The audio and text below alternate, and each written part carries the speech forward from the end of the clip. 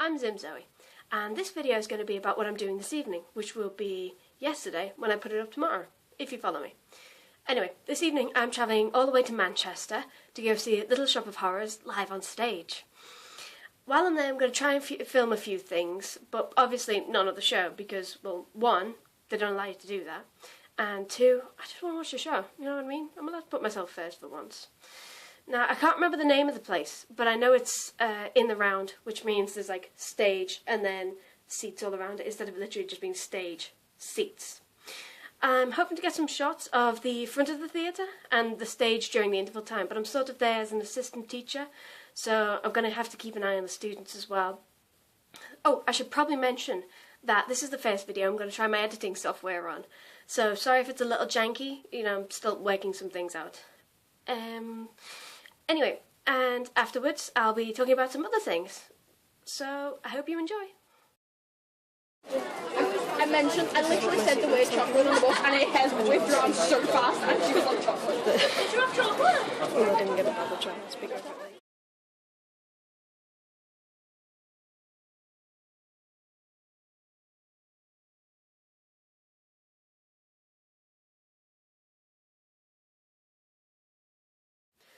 That was a short clip of the stage from where I was sat up on the third floor. Now, unfortunately, I didn't get to record the front of the Royal Exchange Theatre because we had to run to get there in time. And we'd set off an hour earlier than we were planning to, so it sort of gives you an idea about how bad traffic was. We were sat there in traffic playing games on somebody's phone. I think it was called 94 Seconds. Where it would give you questions such as mammal beginning with B or drinks beginning with C, and you had 94 seconds to answer them all. And when you've got 16 people all yelling different answers at you, it can get a little stressful. Another one we played was Heads Up, which you chose a genre and then placed the screen above your head so everybody else could see it, but you couldn't. And they had to yell hints to you so you would get the answers. So with music, everybody was humming the song, but with fairy tales, the girl who was doing it, she couldn't remember the word Goldilocks. She remembered the word locks, but couldn't remember the word Goldie. So it went a little something like this. Oh, I've got it. Curly locks. No, think periodic table. Element locks? No, think metals. Oh, silver locks. No. Think medals from like the Olympic Games or something. Bronze locks? Anyway, eventually we ran out of time. And when she looked at the answer, she was like, oh, Goldilocks, I get it now. And we're all sat there like, oh dear.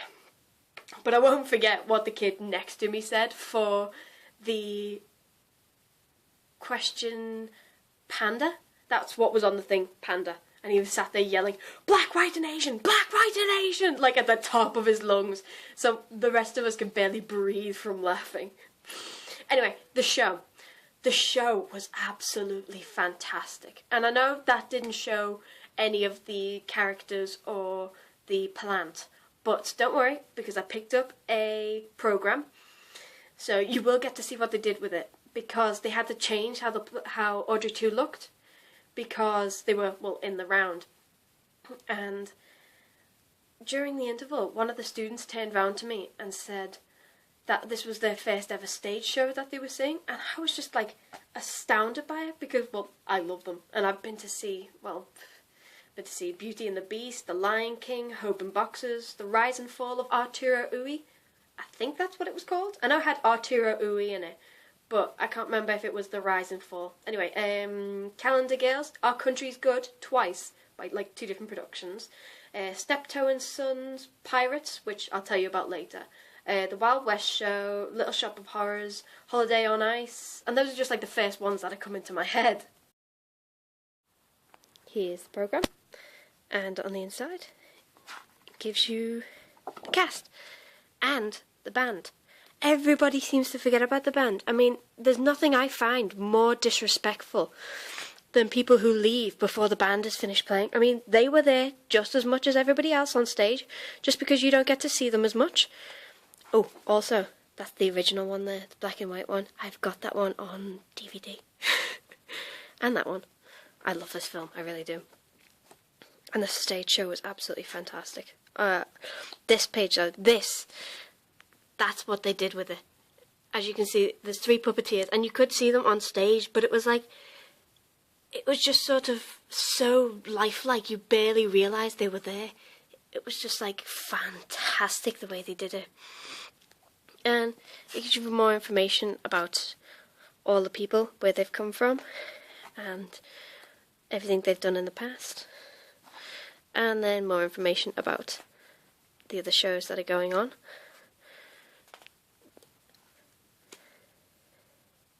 As I said, these are just going to be a quick flick through for each one.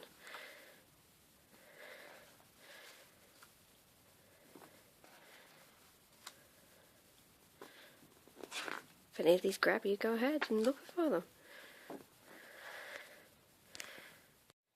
also got The Lion King, which was a surprise when I went to see it, because it was literally, my aunt rang me up and she says, are you doing band on Friday? And I'm like, yeah. She's like, and you can't get out of it. Ooh, Rafiki, by the way. And so I was like, well, I can. Why? And she went, I've got a spare ticket to go see The Lion King over at the Empire. And I was like, it's done. I'm there. Again, do you know what I was saying about the puppetry before? These were all done the same way. You can see the people in them. And it's the same way. That is fantastic. I absolutely love the way she's done that. As you'll find with most puppetry during them, you can see the people there at all times. Sorry, I'll zoom in so you'll be able to read it. If you want to read it, feel free to pause it. Because I find that easier than Scar. I thought he was a fantastic actor. Scar and Mufasa.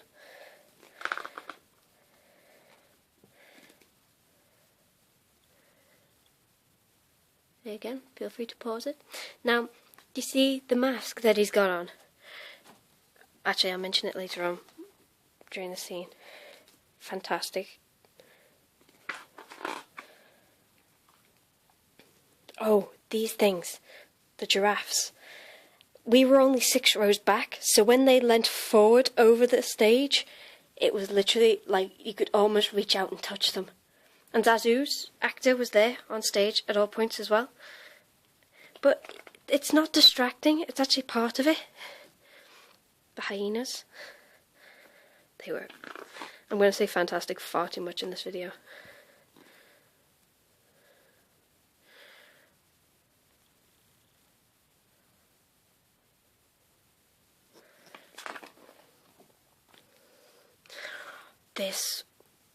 The way this was done was it would start off with Mufasa running on stage, and then these wildebeest came in, and then the ones at the background which are running on sort of like, I don't know, sort of, I'd like to say, my brain's saying pedals, but I don't think it is.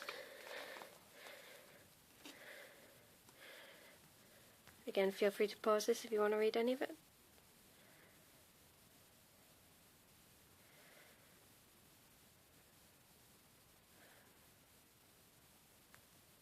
There's Nala. I'm pretty sure her actor was from Liverpool. Again, with the puppetry, you can see the people controlling them at all points. And it really bugs me when some people say, oh, well, why didn't they give him an orange costume? Because it blends in with the background better. Well, because during most of the scenes, like this one here, oh, sorry, I'll go over there so you can see. He blends in more with the trees and bushes in the background. And plus, if they made him the same character, the same colour as the character, from certain angles, it would be like the character was fat, or it looked like they had multiple legs, and so that tends to be avoided. I've got the entire soundtrack of the Lion King 1 and Lion King 2 on my iPod, and I'm not even ashamed of it. Here's Nala again.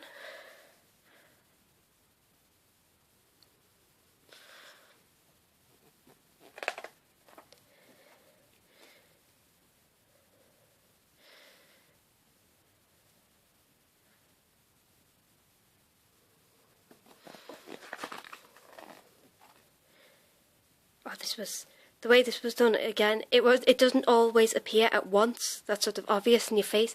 This one, a person controlled each like item of the face, And so as they came in one by one, it was sort of like, what's happening? And then sort of it was a big reveal as this face showed up. I'm not sure if you can see what it is.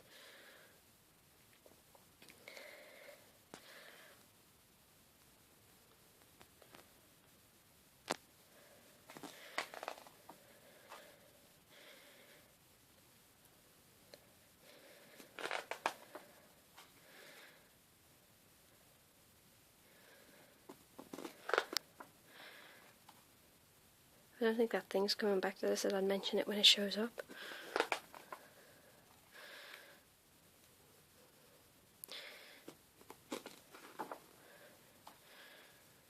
I'll go back to Mufasa's page for it.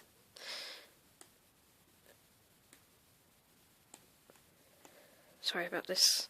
Totally unprepared. Anyway, do you see how sort of the mask sits above his head? During the scene where he sits down next to Simba and talks about sort of like, yes, I was scared of losing you to the hyenas today, he actually takes it off and puts it next to him. I saw it as a sort of, I'm taking off my crown to speak to you as a father. Whereas my friend who went to see it too turned around and said, I don't remember Mufasa taking off his head during the film. I was like, oh my god. Next on our list is Chit Chitty Bang Bang, which I bought the programme, the CD, and the little car, which I seem to have lost, because I'm just that good. Again, I'll flick through it and hover over the things if you want to read them. But I think this one's got less sort of things to read in it.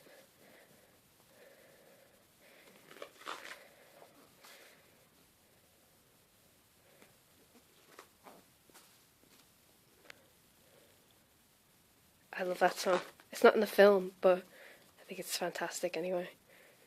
Again, the word fantastic. I've got to stop using it. I need to find something else.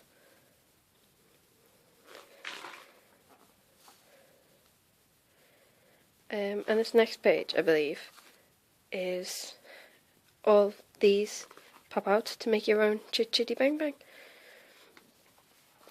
Which I haven't done because I'm afraid of losing it. And, well, I don't know. I never tend to cut out stickers because I think, like, well, once I've used them, they won't be there anymore.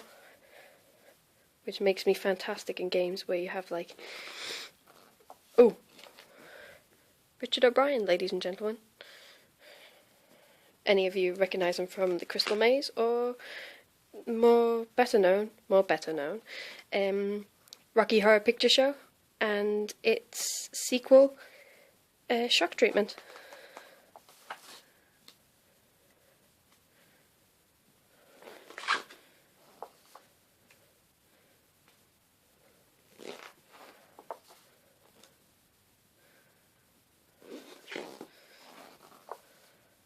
Seeing that car fly on stage was just avoiding the word fantastic now. Now this last one is slightly different because where the others have been like an actual stage show, this one was a meal and a show. And I bought the DVD because I liked it that much.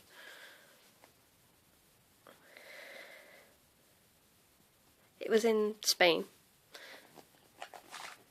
Mallorca. And it was all like, it did have a storyline to it, but it had a lot of acts in it as well, such as, if you can see up here, like the skip rope jumping, doing like tons of backflips. We had fire breathing, and these people would literally soar over the audience, like while you're eating, these people are like flying over you. He was super funny. He'd get like people from the audience, and he'd like go over to a table and he'd be like, oh, you, my sweet, and he'd think you were talking to the girl, where obviously it's the guy.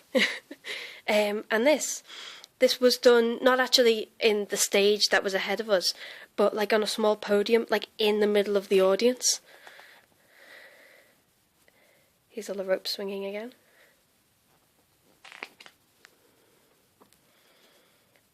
And literally high flying, as you can see.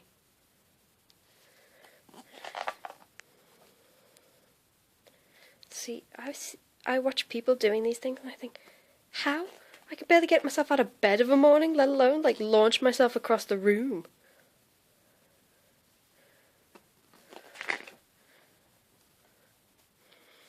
been going for far more than 25 years now.